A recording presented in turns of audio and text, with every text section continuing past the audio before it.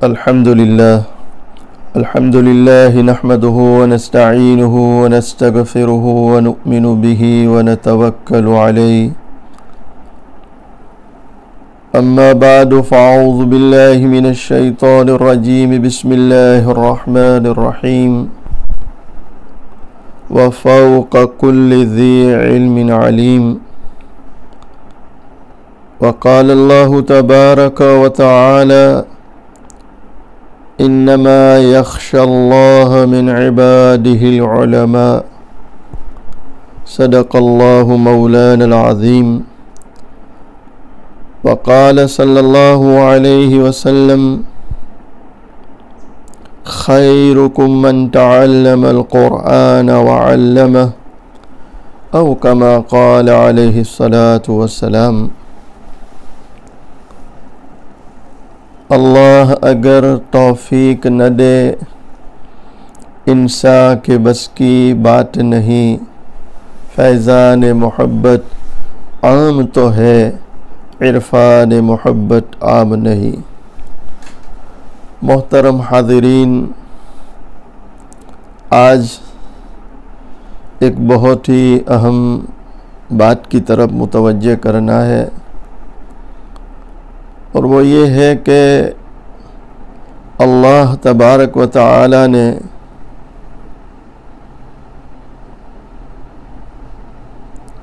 دین کی اہمیت کو جو اجاگر کیا، جو بیان کیا،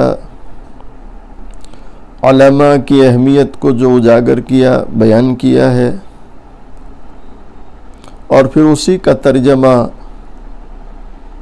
دونوں جہاں کے سردار حضور پاک صلی اللہ تعالی علیہ وسلم نے اپنے ارشادات کے ذریعے امت تک پہنچایا، اور آپ علیہ الصلاۃ والسلام نے یہاں تک فرمایا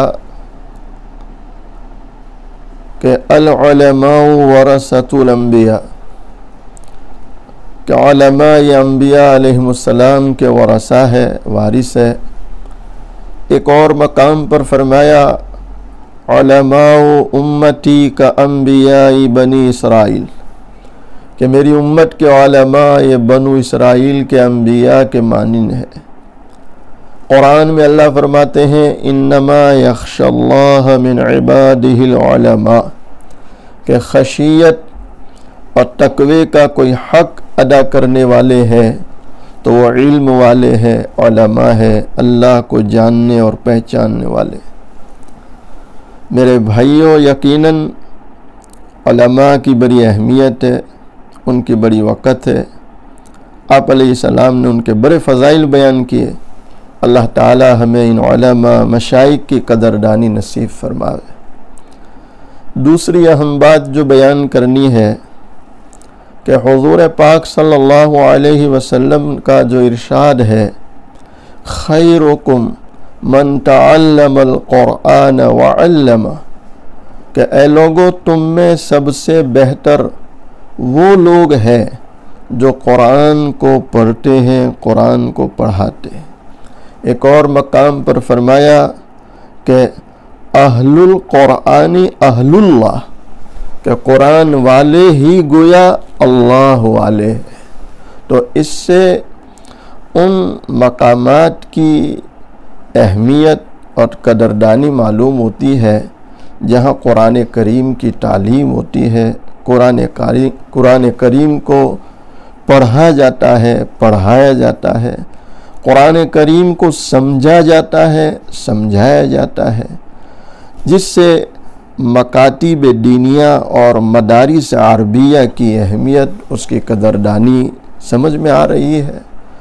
اور اس میں کوئی شک نہیں کہ مکاتب دینیہ اور مدارس عربیہ یہ گویا پاور گھر ہے، اور یوں سمجھے کہ پاور بننے کی جگہ ہے جس کو ہم جنریٹر کہتے ہیں، اور وہیں سے دین کے تمام شعبوں کو پاور سپلائی ہوتا ہے۔ جب تک مدارس عربیہ اور مکاتب دینیہ مضبوط ہوں گے اور ان کی حفاظت ہوتی رہے گی، ان کا تعاون ہوتا رہے گا، انشاءاللہ دین کے تمام شعبے ہرے بھرے رہیں گے، سرسبز و شاداب رہیں گے، اور دین کے تمام شعبوں کی حفاظت ہوگی، جبکہ مکاتب دینیہ اور مدارس عربیہ کو مضبوط کیے جائیں گے، ان کا پورا تعاون کیا جائے گا۔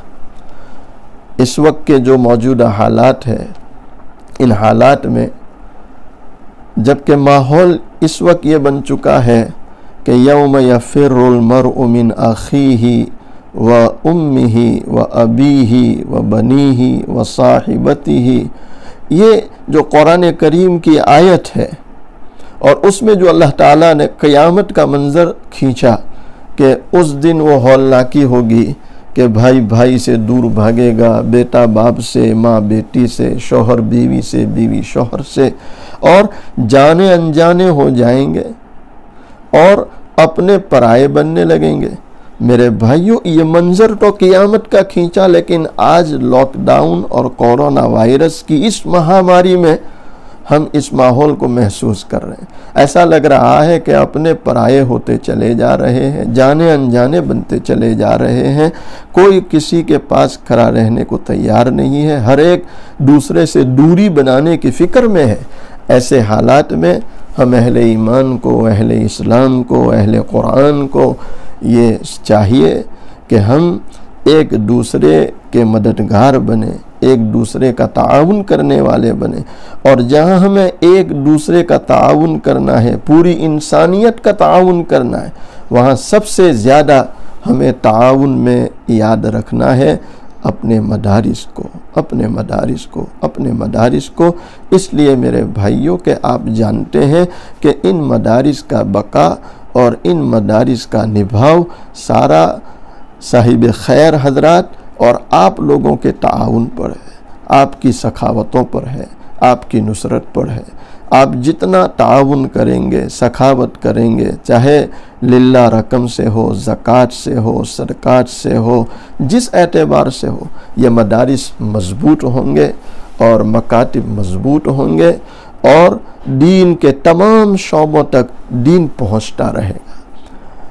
حضرت مفتی سعید صاحب پالن پوری دامت برکاتہم علینا نے بخاری شریف کی شرح تحفۃ القاری میں لکھا ہے کہ دیکھو، تمام اعمال کا اجر و ثواب اللہ تعالی فرشتوں کے واسطے دیتے ہیں، لیکن سخاوت یہ ایسی عبادت ہے کہ اللہ تعالی خود اس کا اجر عطا فرماتے ہیں، اور پھر کتنا عطا فرماتے ہیں تو آپ نے لکھا سوائے اللہ کے کوئی نہیں جانتا۔ اس لیے کہ قرآن کریم میں ہے من جاء بالحسنۃ فلہ عشر امثالها، کہ جو بھی کوئی ایک نیکی کرے اللہ اس کا 10 گنا اجر دیتے ہیں، پھر جس کا جتنا اخلاص بڑھاتے بڑھاتے زیادہ سے زیادہ 700 تک لے جاتے ہیں۔ لیکن اللہ کے نام پر خرچ کرنا، مدارس میں دینا، مکاتب میں دینا، علماء پر خرچ کرنا، اللہ کی راہ میں مال لگانا، اس کا اجر اتنا ہے کہ آپ لکھتے ہیں کہ جہاں کوئی 1 روپیہ خرچ کرے اللہ سیدھا 700 گنا اجر دیتے ہیں۔ اور پھر اللہ فرماتے ہیں واللہ یضاعف لمن یشاء، اللہ جس کے لیے چاہے بڑھاتے ہیں۔ اب کتنا بڑھائیں گے وہ سوائے اللہ کے کوئی نہیں جانتا۔